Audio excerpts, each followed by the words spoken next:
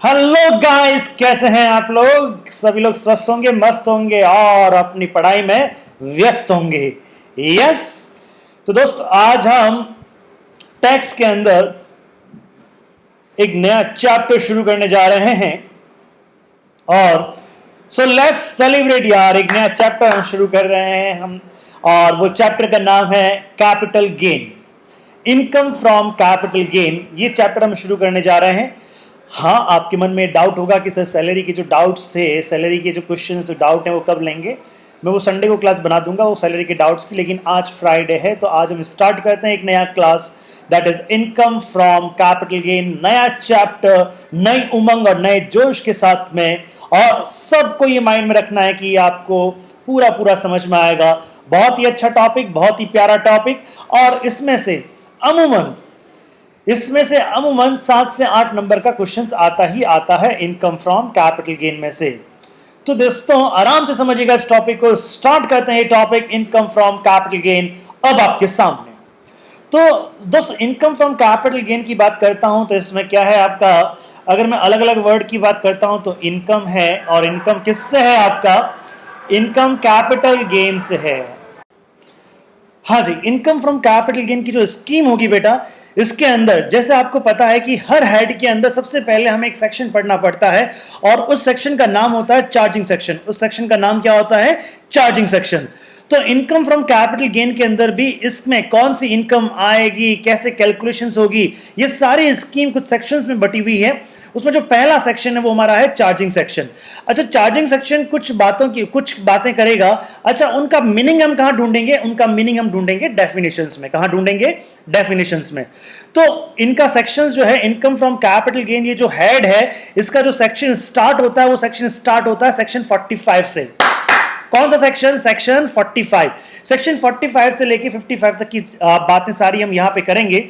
तो सबसे पहले हम बात करेंगे सेक्शन 45 की। देखिए, इसके पहले मैंने आपको क्या किया है, इसका डिवीजन कर दिया है। इसके अंदर क्या क्या ये सारे मैटर्स हम कवर करेंगे, ये बहुत सारे मैटर हम कवर करेंगे इस चैप्टर के अंदर। ज्यादा बड़ा चैप्टर नहीं है, छोटा चैप्टर है। चलिए सबसे पहले पढ़ते हैं दोस्त हम कौन सा? Charging section, section 45(1), charging section for capital gain. Charging section for capital gain हम पढ़ने जा रहे हैं, और इस चार्जिंग सेक्शन में क्या लिखा हुआ है, आइए कुछ वो बातें करें इस चार्जिंग सेक्शन की। लैंग्वेज ऑफ द सेक्शन, अगर मैं बात कहूं यहां पे लैंग्वेज ऑफ द सेक्शन में क्या लिखा है? एनी प्रॉफिट और गेन, कोई भी प्रॉफिट हो या गेन हो। जब प्रॉफिट और गेन की बात करते हैं, इसमें नेगेटिव प्रॉफिट और नेगेटिव गेन शामिल होता है, यानी लॉस इसके अंदर शामिल होता है, इंक्लूड होता है। अराइजिंग फ्रॉम, किससे अराइज हो रहा है? Arising from the transfer of a capital asset. Transfer of a capital assets. अगर मैं यहां तक की बात कहता हूं तो यहां पे सबसे पहला पॉइंट क्या हुआ? एनी प्रॉफिट और गेन। एनी प्रॉफिट और गेन, अच्छा साहब, किससे होता है वह? Transfer of a capital assets, यानी transfer of a capital assets. देखिए समझिएगा, इसी को हम टुकड़ों में तोड़ रहे हैं। एनी प्रॉफिट और gain arising from the transfer of the यहां पे अगर मैं बात कहूं, इसको मैं अलग अलग पोर्शन में आपके सामने डिवाइड करूं तो एनी प्रॉफिट और gain arising from the transfer of a capital assets. अच्छा, वो ट्रांसफर कब होना चाहिए? Affected in the previous year.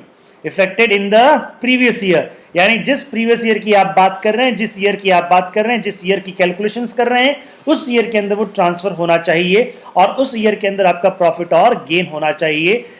Shell be chargeable to income tax under the head capital gain. समझ में आ रही है बात? हाँ जी। तो ये क्या होगा आपका? अगर ये तीनों चीजें होती है, आपका प्रॉफिट और गेन है, किसकी वजह से प्रॉफिट और गेन है? कैपिटल एसेट को ट्रांसफर करने की वजह से प्रॉफिट और गेन है। और कब है वो प्रॉफिट और गेन? प्रीवियस ईयर में है वो प्रॉफिट और गेन। तो ऐसी कंडीशन में वह गेन जो है एज ए कैपिटल गेन के रूप में इनकम टैक्स के लिए चार्जेबल हो जाएगा under the head capital gain. Under the head capital gain. समझ में आ गई बात? उसके बाद में एक पॉइंट है, unless such capital gain is exempt under section this and that। इसका मतलब क्या हो गया कि देखो भैया, 1 2 3 4 प्रॉफिट और गेन होना चाहिए, किससे होना चाहिए? ट्रांसफर ऑफ कैपिटल एसेट्स की वजह से प्रॉफिट और गेन होना चाहिए। कब होना चाहिए? प्रीवियस ईयर में होना चाहिए, और वह प्रॉफिट और गेन इन सेक्शन के अंदर एग्जेम्प्ट नहीं होना चाहिए। ये कुछ सेक्शन दिए हुए हैं, आगे हम बातें करेंगे। इन सेक्शंस में कुछ टर्म्स और कंडीशंस है। अगर उन टर्म्स और कंडीशंस में आपका कोई कैपिटल गेन होता है तो वह एग्जेम्प्ट होता है। तो कहता है तुम्हारे यहां पे प्रॉफिट गेन होना चाहिए because of the capital assets के ट्रांसफर से होना चाहिए, प्रीवियस ईयर में होना चाहिए, और वह कैपिटल गेन एग्जेम्प्ट नहीं होना चाहिए। वह कैपिटल गेन एग्जेम्प्ट नहीं होना चाहिए। अगर ये चार कंडीशन सेटिस्फाइड होती है तो वह इनकम, तो अगर वह चार कंडीशन सेटिस्फाइड होती है, अगर वह चार कंडीशन सेटिस्फाइड होती है तो वह इनकम कहां पे टैक्सेबल होगी? Income from capital gain head के अंदर टैक्सेबल होगी। It's my fourth head my dear. समझ में आ गया ये चीज? चलिए अब इसको और डिटेल में डिस्कस करते हैं इसको। और ये तो लैंग्वेज ऑफ सेक्शंस था जिसको मैंने ऊपर नीचे कर दिया और आपके सामने रख दिया और इसको समझा दिया ना। ये कुछ कंडीशंस हैं। क्या कंडीशंस है? देखो अब क्या है भैया, सबसे पहले प्रॉफिट गेन किसकी वजह से होना चाहिए? कैपिटल एसेट्स की वजह से होना चाहिए, कैपिटल एसेट्स के ट्रांसफर की वजह से होना चाहिए। तो सबसे पहले भाई साहब एक चीज बताइए, शादी में सबसे पहले सबसे जरूरी चीज क्या है? बताओ सबसे जरूरी चीज क्या है? हाँ, ये अमन अली और अभिमन्यु ये कहेंगे सबसे जरूरी चीज है खाना, बढ़िया खाना होना चाहिए। अरे नालायक, शादी के लिए सबसे ज्यादा जरूरी चीज है दूल्हा और दुल्हन। अरे वो ही नहीं होगा तो शादी काहे की होगी? तो यहाँ पे तो कैपिटल गेन के अंदर भी बेटा सबसे पहले क्या होना चाहिए? There must be a capital asset. अरे अगर कैपिटल एसेट ही नहीं होगी तो किसका ट्रांसफर, कैसा ट्रांसफर, कब transfer? So there must be a capital asset. एक दूल्हा और दुल्हन होने चाहिए शादी में। अच्छा, capital assets must be transferred, capital assets must be transferred, capital assets transfer होनी चाहिए। समझ में आ रही है बात? तो दूल्हा दुल्हन होने चाहिए, एक लड़का लड़की होना चाहिए शादी के लिए, और वो फेरे भी लेने चाहिए, तब जाके शादी होती है। तो there must be capital assets and the capital assets must be transfer. There must be दूल्हा दुल्हन एंड द दूल्हा दुल्हन मस्ट बी टेकिंग द फेराज। यस, तो कैपिटल एसेट होना चाहिए आपके पास में, और कैपिटल एसेट के साथ साथ उसका ट्रांसफर भी होना चाहिए। वो ट्रांसफर कब होना चाहिए रे? वो ट्रांसफर आपके प्रीवियस ईयर में होना चाहिए। There must the capital assets must be transfer, और आगे मैं लिख देता हूं यहां पे during the previous year, during the previous year. समझ में आ रही है ये चीज? हाँ जी। और उस ट्रांसफर से क्या होना चाहिए? प्रॉफिट और गेन होना चाहिए। उस ट्रांसफर से क्या होना चाहिए? प्रॉफिट और gain on such transfer, profit on gain on such transfer होना चाहिए। और वह गेन जो है, वह गेन कहां पे एग्जेम्प्ट नहीं होना चाहिए? It should not be exempt under section 54, 54B। यानी सेक्शन 54 क्या है? हमारा एग्जम्पशन का सेक्शन है। तो ये यहाँ पे क्या नहीं होना चाहिए? एग्जेम्प्ट नहीं होना चाहिए। अगर ये चारों कंडीशन सेटिस्फाइड है, कैपिटल एसेट से उसका ट्रांसफर हो रहा है, और ट्रांसफर हो रहा है उससे मुझे गेन भी हो रहा है, और ट्रांसफर तो हो गया, मैंने ट्रांसफर कर दिया, 100 का माल 100 में दे दिया, ट्रांसफर किया, कैपिटल एसेट से मैंने उसको ट्रांसफर किया, प्रीवियस ईयर में किया, लेकिन बाबूजी कैपिटल कुछ भी नहीं हुआ, कैपिटल गेन नहीं हुआ। तो कैपिटल गेन ही नहीं तो कहां का टैक्स दे? जा बच्चा जा, तेरा कोई कैपिटल गेन नहीं है तो तुझ पे कोई भी टैक्स नहीं आएगा। समझ में आया जी आपको बात? 4 कंडीशन समझ में आ गया? There must be capital assets, the capital assets must be transferred, there must be capital assets, the capital assets must be transferred during the previous year, or because of that transfer there must be a gain, or there must be a gain, and fourth, that gain will not be exempt under section 54। अगर ये चारों conditions आपके साथ में हैं, अगर ये चारों कंडीशंस आपके साथ में हैं तो इसका मतलब क्या हो गया कि वह इनकम, आपका income under the head capital gain आएगा।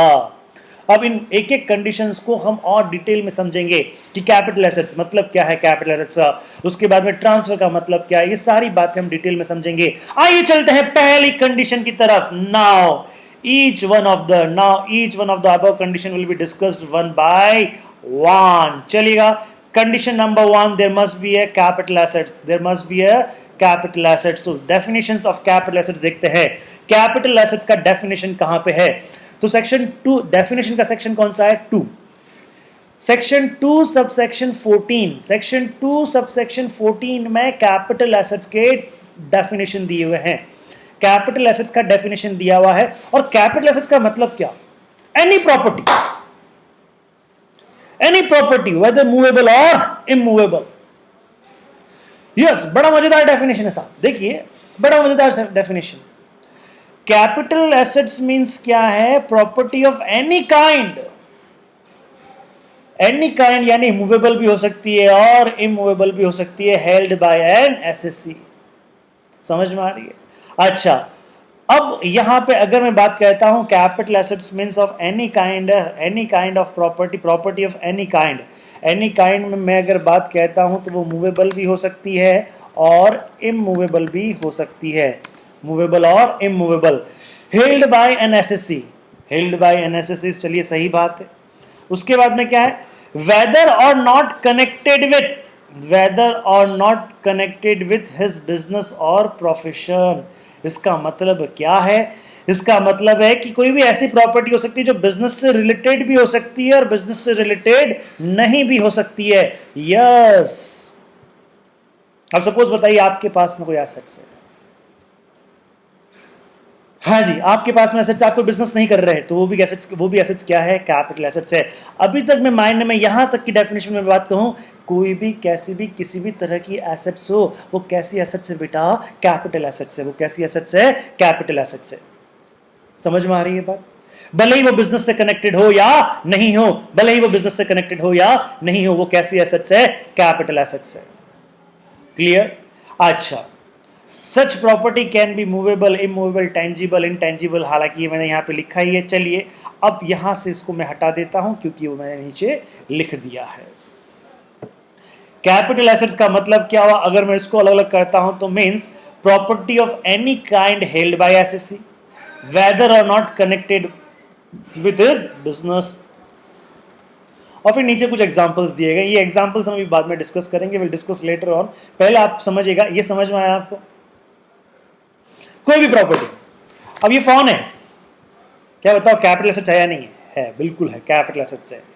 ये यहाँ पे एक स्पीकर है, सपोज ये छोटा स्पीकर है, एनी काइंड ऑफ प्रॉपर्टी, ये स्पीकर है, कैपिटल एसेट्स है या नहीं? बिल्कुल है, यहां तक बिल्कुल। समझ में आ रही बात? हाँ जी, समझ में आ रहा। बट एक्सक्लूड्स, लेकिन कुछ एक्सक्लूजन दिए गए हैं। कुछ एक्सक्लूजन दिए गए हैं। चलिए इसको मैं ना बाद में डिस्कस करता हूं आपको, थोड़ा सा बाद में डिस्कस करता हूं, तो जिससे क्या होगा आपको आराम से समझ में आएगा, इसलिए हटा दिया इसको मैंने। अब यहाँ पे कुछ एक्सक्लूजन्स भी है। एक्सक्लूजन्स का मतलब क्या है? देखिए कौन से सेक्शन में डेफिनेशन है? Section 2 subsection 14। Section 2 subsection 14। Capital assets का मतलब क्या है? Any kind of assets held by SSC, whether connected to business or not, movable, immovable, tangible, intangible। समझ में आता? But exclude. अब एक्सक्लूजन में क्या है? यहां पे देखिएगा, एक्सक्लूजन में 4 पॉइंट एक्सक्लूजन के दिए हुए हैं, उनको आराम से समझेंगे। स्टॉक इन ट्रेड, ऐसा कोई एसेट्स है जो कि स्टॉक इन ट्रेड है। इट मींस क्या हो गया? वह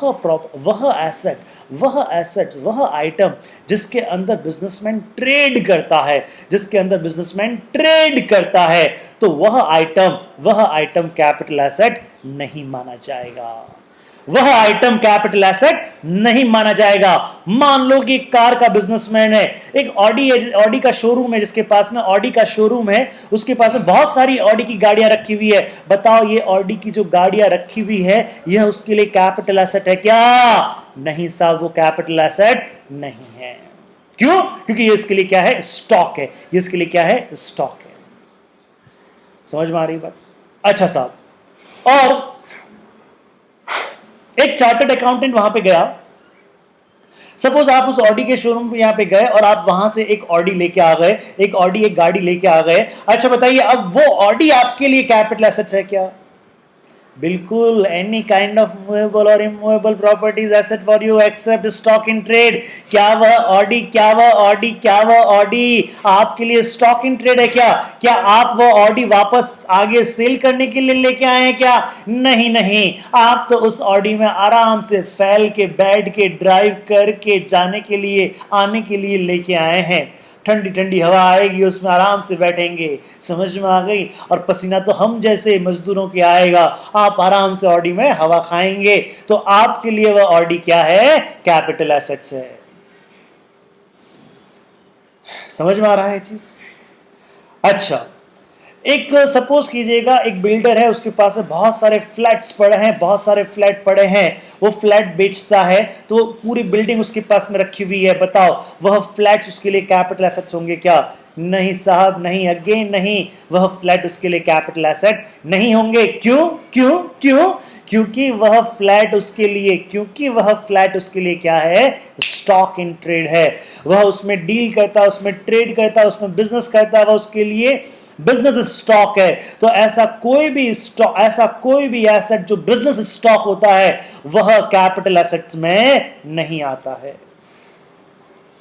अच्छा, आप में गए, ऑडी तो लेके आ गए, आप उसी ऑडी में बैठ के गए उस रियल एस्टेट के पास में, उस रियल एस्टेट वाले बंदे के पास में, वहां से आपने एक फ्लैट भी खरीद लिया, वहां से आपने अपने एक फ्लैट भी खरीद लिया, 2 करोड़ रुपए आपने उसको दिए, 2 करोड़ रुपए आपने उसको दिए और एक फ्लैट भी खरीद लिया। अब बताओ बेटा, वह फ्लैट जो है, वह फ्लैट आपके लिए कैपिटल एसेट्स है या नहीं है? बोलो बोलो। हाँ जी, तो वो फ्लैट आपके लिए कैपिटल एसेट्स नहीं होगा। राइट, समझ में आया? क्या यार बात कर रहे हो? वह फ्लैट आपके लिए तो कैपिटल एसेट्स होगा। क्यों? क्योंकि क्या आपके लिए वह फ्लैट स्टॉक इन ट्रेड है क्या? नहीं। अगर स्टॉक इन ट्रेड नहीं है तो इसका मतलब क्या है? वह आपके लिए कैपिटल एसेट्स है। तो अब मैं आपको थोड़ा सा रीडिफाइन करता हूं समझाने के लिए। Any asset other than stock in trade is a capital asset. ऐसी कोई एसेट जो स्टॉक इन ट्रेड नहीं है, वो क्या है? कैपिटल एसेट है। देखिए, हर पॉइंट के बाद में मैं डेफिनेशन को एक नए रूप में आपके सामने प्रस्तुत करूंगा, लेकिन हमारा जो ओरिजिनल वे ऑफ प्रेजेंटेशन होगा वो यही होगा कि capital assets means any kind of the property held by the assessee whether connected to business और नॉट, बट एक्सक्लूड, और ये सारी बातें। पहला पॉइंट समझ में आ गया? हाँ जी, चलिएगा उसके बाद में। अच्छा, इसमें एक पॉइंट है, ये securities held by the institutions, ये क्या बला है, इसको भी हम बाद में डिस्कस करेंगे। वैसे चलिए बता देता हूं, फॉरेन इंस्टीट्यूशंस, यहाँ पे एक्सेप्शन ये है कि जो फॉरेन इंस्टीट्यूशनल इन्वेस्टर्स जो होते हैं, जो बाहर के इन्वेस्टर होते हैं, और बाहर के इन्वेस्टर्स होते हैं जो इंडिया में पैसा लगाते हैं, वह अगर स्टॉक में पैसा लगा रहे हैं, किस में पैसा लगा रहे हैं? स्टॉक में, सिक्योरिटीज में पैसा लगा रहे हैं, सिक्योरिटीज में पैसा लगा रहे हैं, तो भले ही वह सिक्योरिटी उनके लिए क्या है? स्टॉक इन ट्रेड है, फिर भी वह स्टॉक इन ट्रेड नहीं माना जाएगा और उसको कैपिटल एसेट्स मानेंगे। समझ में आया आपको क्या कहने का मीनिंग है? वापस समझे। फॉरेन इंस्टीट्यूशनल इन्वेस्टर्स हैं, एफआईज हैं, जो बाहर के जो इन्वेस्टर्स होते हैं, जो इंडियन स्टॉक मार्केट में पैसा लगाते हैं। बाहर के इन्वेस्टर्स हैं जिन्होंने इंडियन स्टॉक मार्केट में पैसा लगाया है, और वहां पे सपोज कीजिएगा उन्होंने रिलायंस के शेयर्स परचेज कर लिए हैं, उन्होंने हिंडाल्को के शेयर्स परचेज कर लिए हैं, उन्होंने हिंडाल्को के शेयर्स परचेज कर लिए, रिलायंस के शेयर्स परचेज कर लिए। तो ये जो शेयर्स हैं, ये जो शेयर्स उन्होंने परचेज किए, इनके लिए क्या है? एक तरह से स्टॉक इन ट्रेड है, क्योंकि वो इसमें ट्रेड करते हैं, उसमें डील करते हैं। भले ही ये इनके लिए स्टॉक इन ट्रेड है, भले ही ये इनके लिए स्टॉक इन ट्रेड है, लेकिन फिर भी इनको कैपिटल एसेट्स में इंक्लूड किया जाएगा, फिर भी इनको कैपिटल एसेट्स में इंक्लूड किया जाएगा। ध्यान रहे, किसके लिए? फॉरेन इंस्टीट्यूशनल इन्वेस्टर के लिए। अगर कोई फॉरेन इंस्टीट्यूशनल इन्वेस्टर है जो स्टॉक में, यानी कि जो शेयर्स में डील करता है और वो शेयर्स में ट्रेड करता है, अगर उसके द्वारा कोई शेयर्स परचेज किया जाता है, तो वह शेयर्स उसके लिए, वह स्टॉक इन ट्रेड नहीं माना जाएगा और वह शेयर्स उसके लिए कैपिटल एसेट्स मानी जाएगी। This point is relates exclusively to the foreign institutional investor। समझ में आ रही है बात? हाँ जी, तो हम अब बात करेंगे अगले एक्सक्लूजन की। एक्सक्लूजन का मतलब क्या है कि यहाँ पे एक्सक्लूजन का मतलब है कि कौन सी ऐसी एसेट्स है जो कैपिटल एसेट्स में शामिल नहीं होती है, कैपिटल एसेट्स में शामिल नहीं होती है। तो पहली कौन सी एसेट्स हो गई? Stock in trade. Stock in trade capital assets में शामिल नहीं होता है, लेकिन इसका भी एक एक्सेप्शन है। एक्सक्लूजन का एक्सक्लूजन इंक्लूजन, तो यानी इसका मतलब, और वो सिर्फ किसके लिए है? फॉरेन इंस्टीट्यूशनल इन्वेस्टर के लिए है, कि अगर फॉरेन इंस्टीट्यूशनल इन्वेस्टर के द्वारा कोई सिक्योरिटीज उन्होंने अपने पास में रखी हुई है, उन्होंने सिक्योरिटी की, उनकी ओनरशिप है, तो वह सिक्योरिटी भले ही उनके लिए स्टॉक इन ट्रेड है, लेकिन फिर भी उसको क्या माना जाएगा? कैपिटल एसेट्स माना जाएगा। समझ में आ गई? क्योंकि उनको एज स्टॉक इन ट्रेड मानेंगे ही नहीं, तब स्टॉक इन ट्रेड नहीं मानेंगे तो फिर वो कैपिटल एसेट्स में आ जाएगा। चलिए, जो सेकंड एक्सक्लूजन है वो है पर्सनल इफेक्ट। क्या है? Personal effect. अब पर्सनल इफेक्ट का मतलब क्या? पर्सनल, अब मैं देखिएगा, पर्सनल मैं बात करता हूं the personal movable property. Personal movable property, तो जो पर्सनल मूवेबल प्रॉपर्टी है, held for the personal use for the assessee और any member of his family dependent on him. क्या मतलब हो गया? कि आपके पास में कोई पर्सनल एसेट्स है, पर्सनल मूवेबल एसेट्स है, ध्यान रहे, पर्सनल मूवेबल एसेट्स है, पर्सनल मूवेबल एसेट्स है। मेरे यहां पे फ्रिज है, मेरे घर में फ्रिज है, मैं पर्सनल यूज में, पर्सनल काम करता हूं, मैं पर्सनल यूज को यूज में लेता हूं। मेरे यहाँ पे वॉशिंग मशीन है, मैं उसको पर्सनल यूज में लेता हूँ। मेरे यहाँ चेयर है, ये चेयर मैं पर्सनल यूज ले रहा हूँ। यहाँ पे मेरे घर में सोफा है, मैं उसको लेता हूँ। डबल बेड है, उसको भी मैं पर्सनली यूज करता हूँ। और अलमारी है, उसको, ये सारी पर्सनल मूवेबल एसेट्स है। ये सारी कैसी एसेट्स है बेटा? मूवेबल एसेट्स है।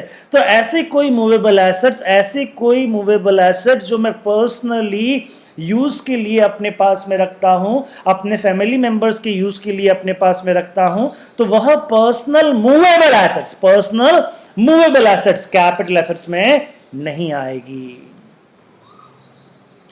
समझ में आ गया आपको बात? तो पहला कौन सा नहीं आएगा? Stock in trade. दूसरा कौन सा नहीं आएगा? Personal movable assets. Personal movable जिसको मूव किया जा सकता है। मेरे पास में गाड़ी है जिसको मैं पर्सनल यूज करता हूं। मेरी बीवी के पास में एक्टिवा है, उसको मैंने एक्टिवा दिला रखी है। वो पर्सनल मूवेबल एसेट्स, वो एक्टिवा भी कैपिटल एसेट्स में नहीं आएगी। समझ में आ रही है चीज? अच्छा साहब, अच्छा, अब इसका एक्सक्लूजन है। इसका एक्सक्लूजन क्या है?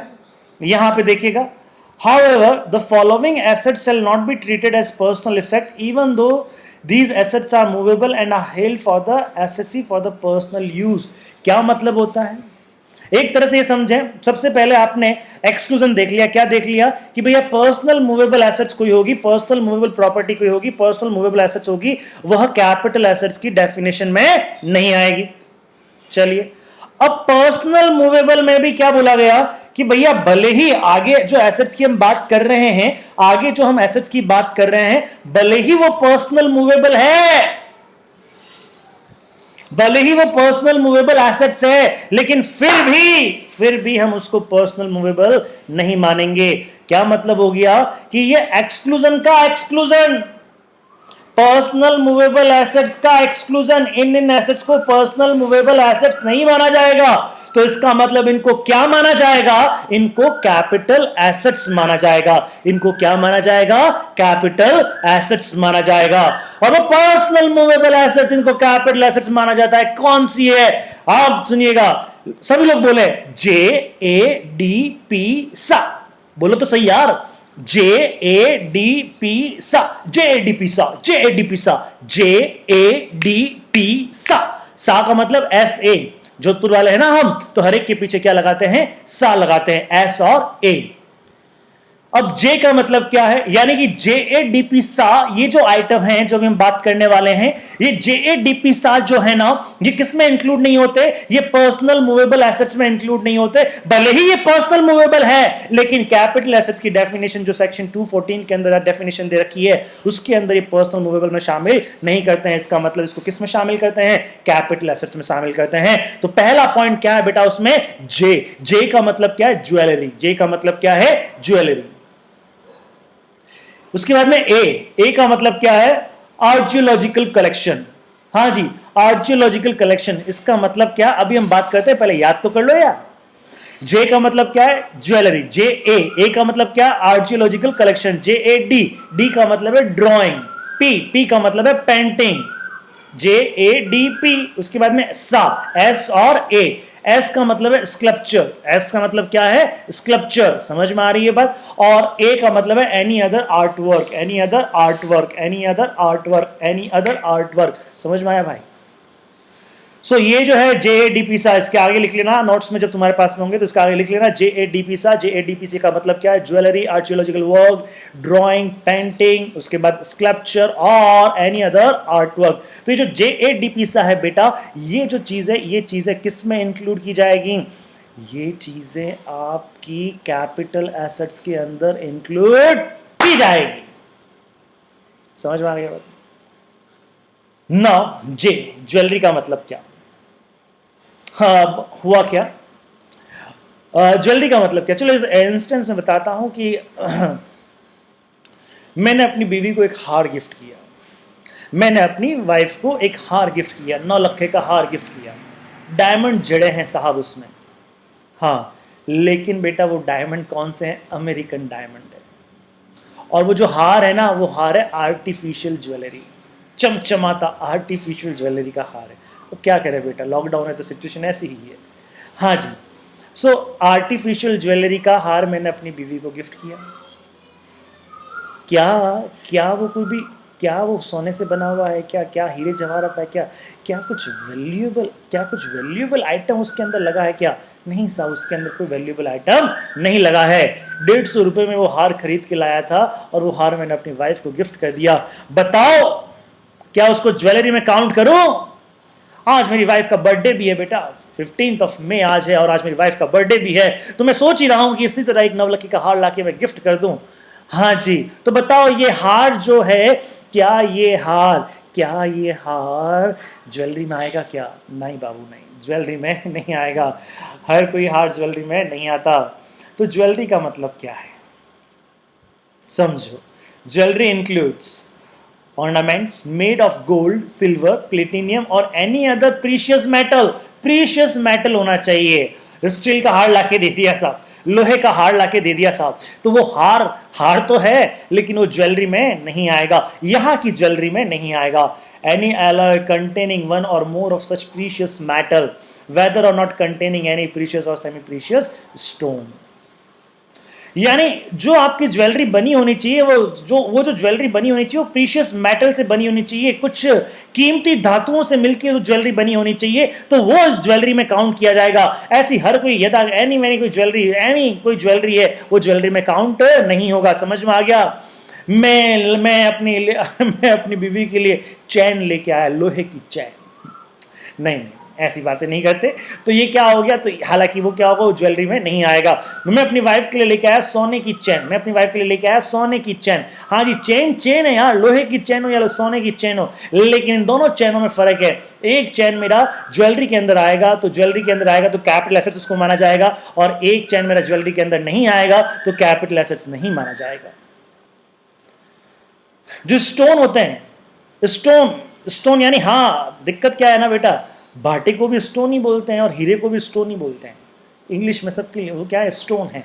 तो अगर मैं बात कहूं यहां पे प्रीशियस और सेमी प्रीशियस स्टोन यदि है तो वो भी ज्वेलरी में आएंगे। मेरे पास में कोहिनूर का नायाब हीरा है, यदि किसमें आएगा, वो स्टोन है, प्रीशियस स्टोन है, किसमें आएगा, ज्वेलरी में आएगा। लेकिन मेरे पास में एक भाटा है रे, चित्तर का पत्थर है मेरे पास में, वो भी है, लेकिन वो ज्वेलरी में नहीं आएगा। समझ में आ गया? प्रीशियस और सेमी प्रीशियस स्टोन, वेदर और not set in any furniture, utensils और अदर आर्टिकल्स और वर्क और sewn into any wearing apples. Jewellery में दो चीजों को इंक्लूड करते हैं बेटा, दो चीजों को इंक्लूड करते हैं। पहली चीज क्या हो गई है, प्रीशियस मेटल से बना हुआ क्या, ज्वेलरी। दूसरा क्या है, जो आपके हीरे जवाहरात होते हैं, वह हीरे जवाहरात जो हैं, बड़े बड़े जो महाराजा लोग होते थे ना, बड़े बड़े जो लोग होते थे, लेकिन आज भी जो बड़े बड़े जो राजघराने हैं ना साहब, वो उनके घर की लेडीज कभी कभी क्या है, कभी कभी वो बहुत बड़ा सूट पहनती हैं, बहुत बड़े बंदेज की साड़ियां पहनती हैं जिसके अंदर हीरे जवाहरात जड़े होते हैं। यस, वो सोने के काम किए हुए साड़ी पहनती है, उसके अंदर हीरे भी लगे होते हैं।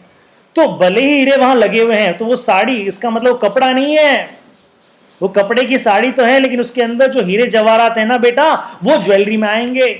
वो किस में आएंगे?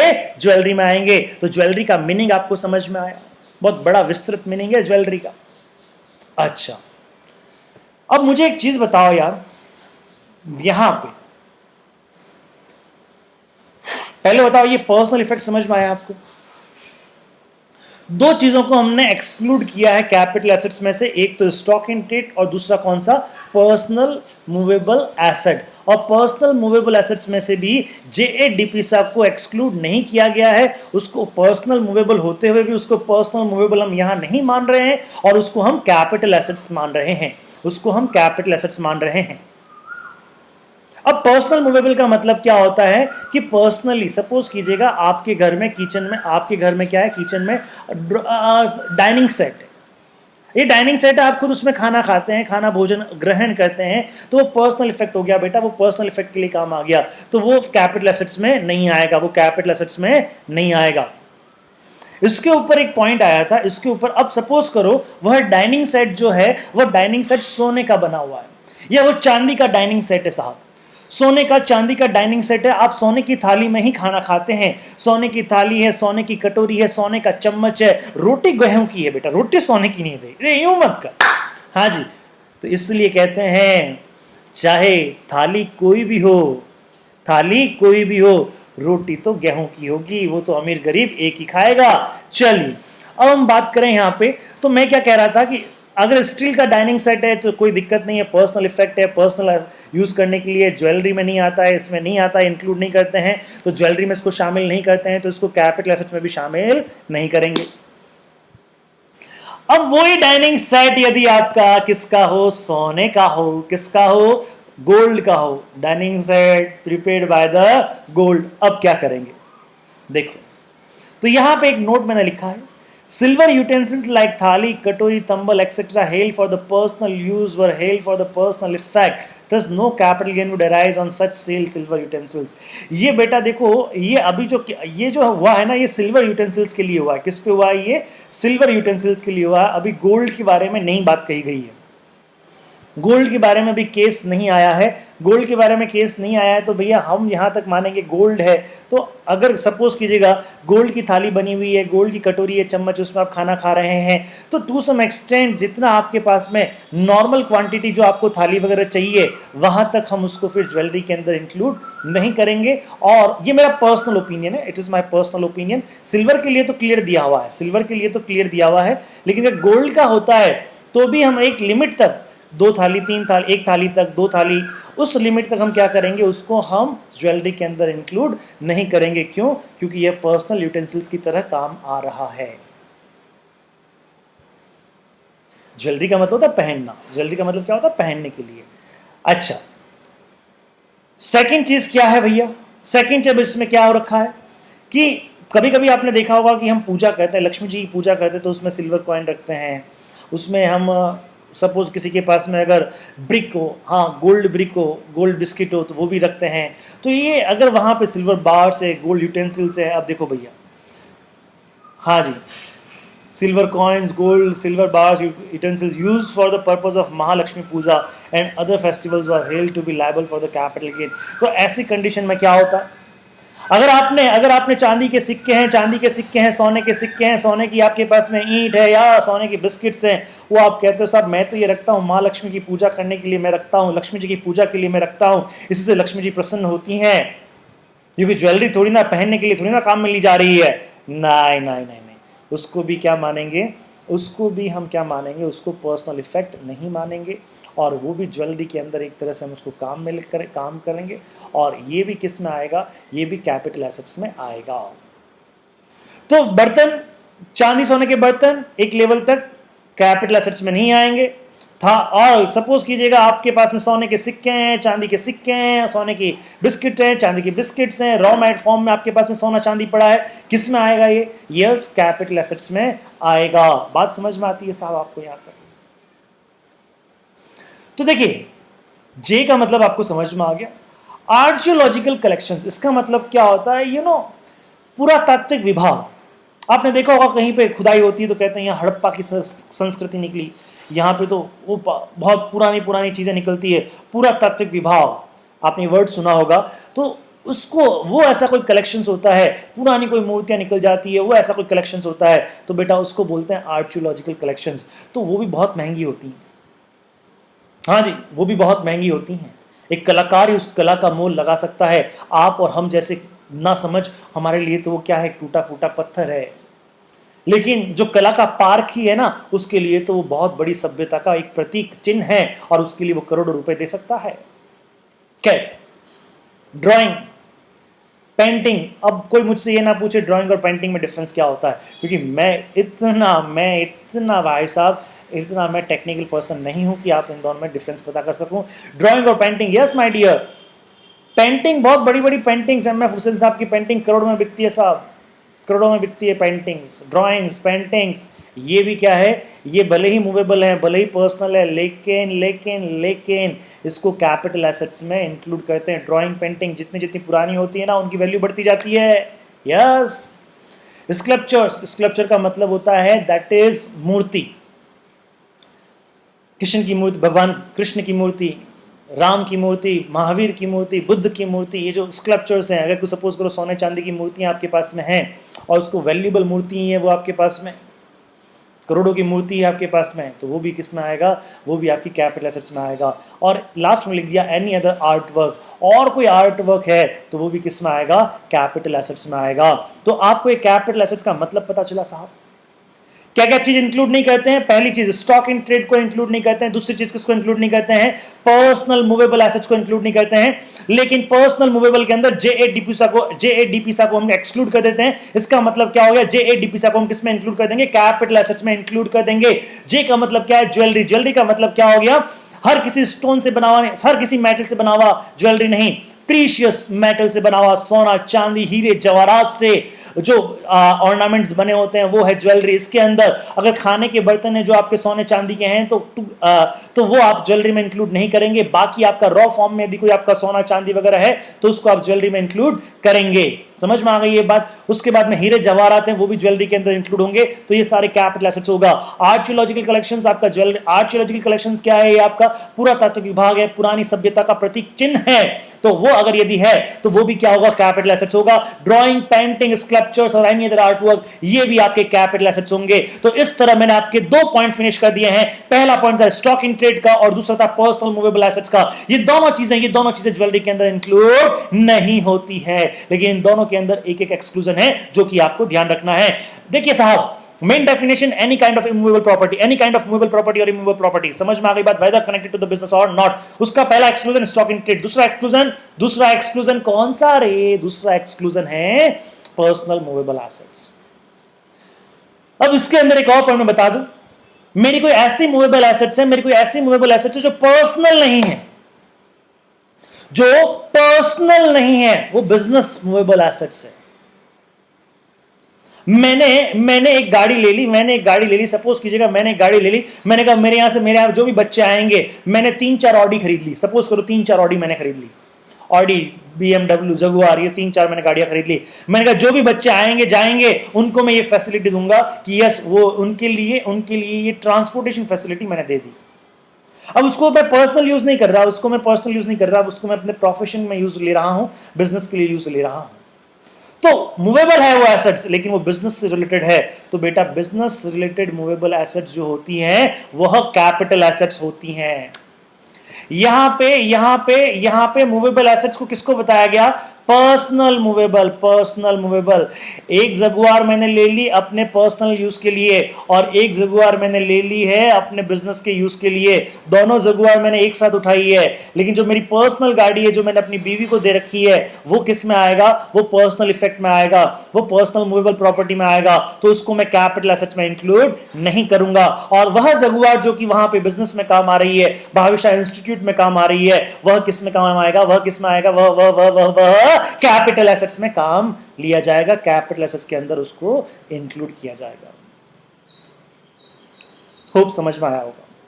मूवेबल एसेट्स है, मूवेबल एसेट्स अगर पर्सनल है तो कैपिटल एसेट्स नहीं है, और पर्सनल नहीं है बिजनेस की है तो कैपिटल एसेट्स है। मैंने 2 लैपटॉप लिए, मैंने एक लैपटॉप अपनी बीवी को दे दिया और एक लैपटॉप मैंने अपने पास में रखा। इस लैपटॉप को मैं अपने बिजनेस के लिए यूज में ले रहा हूं, इसी लैपटॉप से भी मैं ये वीडियो रिकॉर्ड कर रहा हूं, तो ये मेरे लिए क्या है, ये मेरे लिए कैपिटल एसेट्स है। क्यों? क्योंकि मैं इसके लिए बिजनेस यूज कर रहा हूं। एक लैपटॉप और है, एक लैपटॉप और है, उसमें क्या है, मेरी बीवी क्या करती है, मेरी बीवी देखती है, मेरी बीवी गाने सुनती है, मेरी बीवी मूवी देखती है। हाँ जी, पर्सनल, प्योर पर्सनल यूज के लिए है, तो वो क्या होगा, कैपिटल एसेट्स नहीं होगा। तो आपको ये बहुत अच्छे से समझ में आना चाहिए। ठीक है साहब, चलिए नेक्स्ट हम बात करें।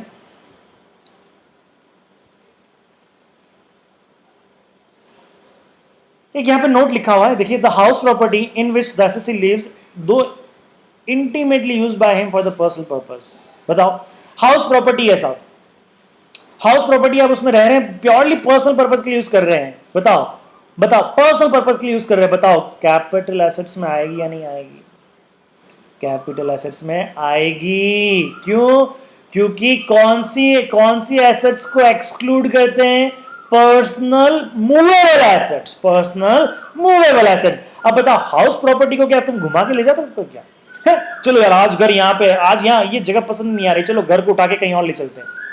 हाँ हाँ, चलो घर को उठा के सी फेस ले चलते हैं, चलो घर को उठा के आज क्या वहां पे ले चलते हैं। ऐसा पॉसिबल नहीं है। House is not a movable, it's a immovable property. और पर्सनल इमूवेबल प्रॉपर्टी जितनी भी है वो सारी की सारी आपकी क्या है, कैपिटल एसेट्स है। क्योंकि एक्सक्लूड किसको किया गया है? इमूवेबल को नहीं किया गया है, मूवेबल को किया गया है।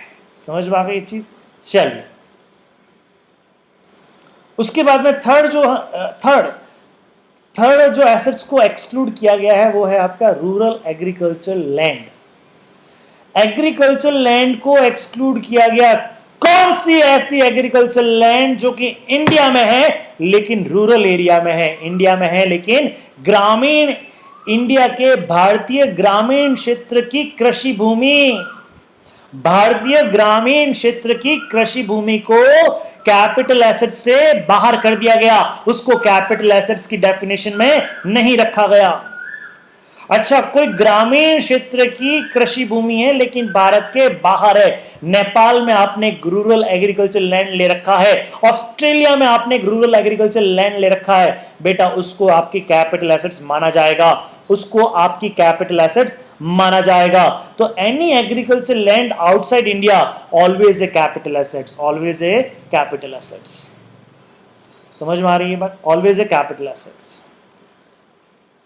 Okay, agricultural land in India, agricultural land in India situated in the urban area, rural area में नहीं है, ग्रामीण क्षेत्र में नहीं है, कहां पर है? Situated in the urban area. तो अर्बन एरिया के अंदर अगर तुम्हारी एग्रीकल्चर लैंड है तो उसको भी कैपिटल एसेट्स माना जाएगा।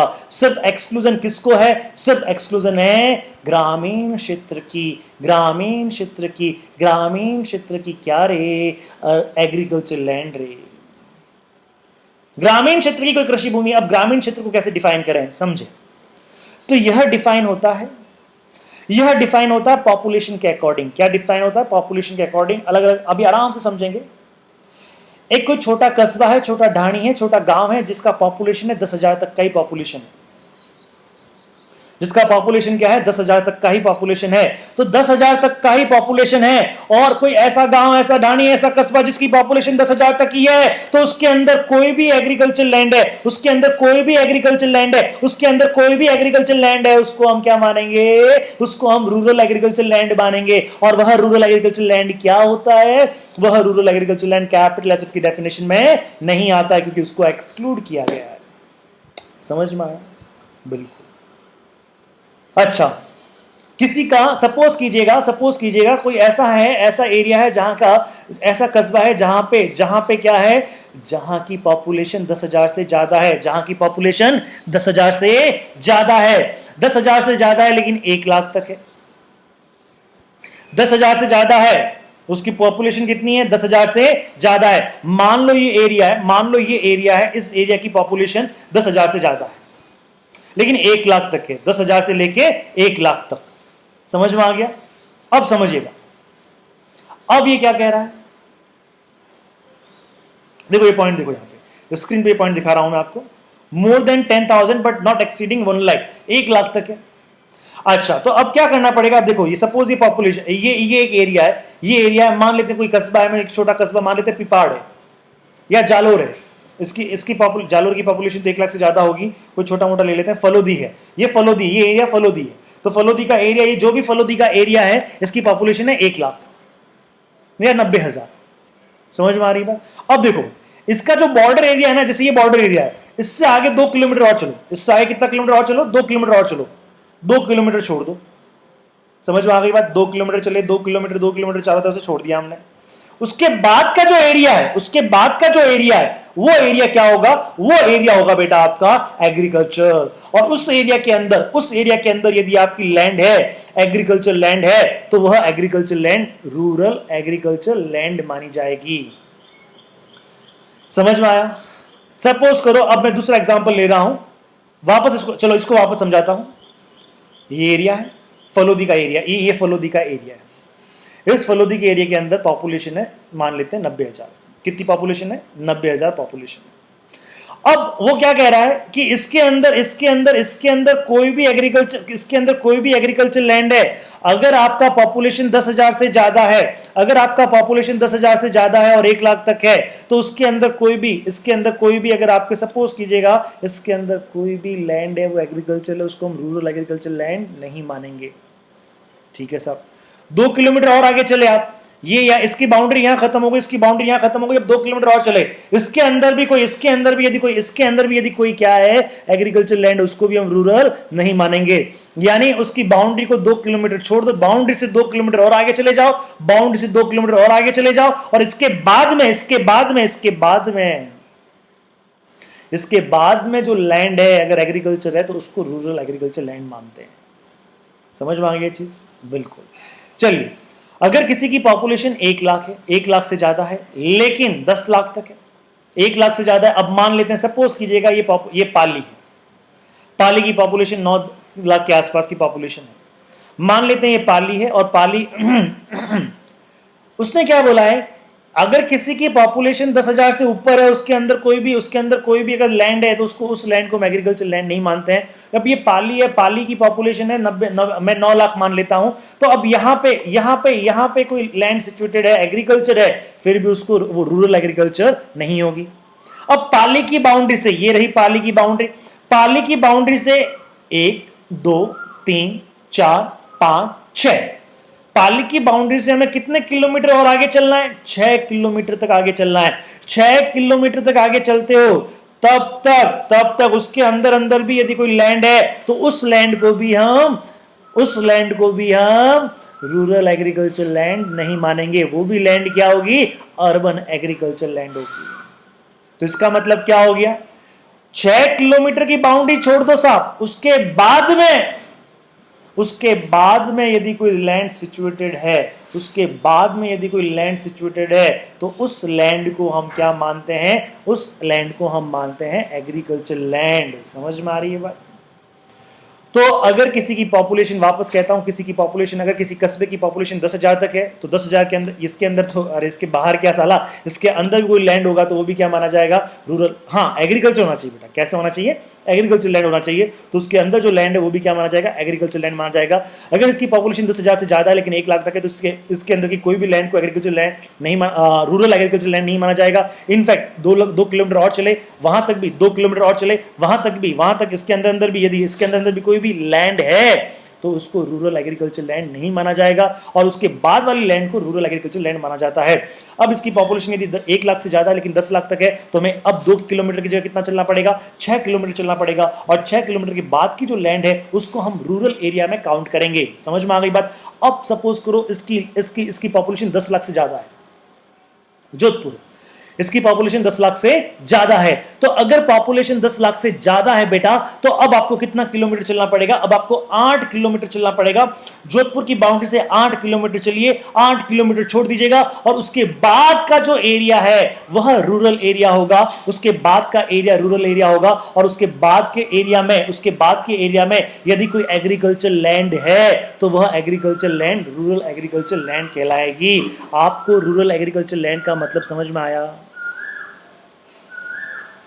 रूरल एग्रीकल्चर लैंड का मतलब होता है कि आप जिस एरिया में, उस एरिया की पॉपुलेशन देखिए, उसकी बाउंड्री का इतना किलोमीटर छोड़ दीजिएगा, इतना किलोमीटर छोड़ने के बाद में उसके बाहर कोई अगर एग्रीकल्चर लैंड है तो उस एरिया को हम रूरल एरिया बोलते हैं और उस एग्रीकल्चर लैंड को रूरल एग्रीकल्चर लैंड बोलते हैं।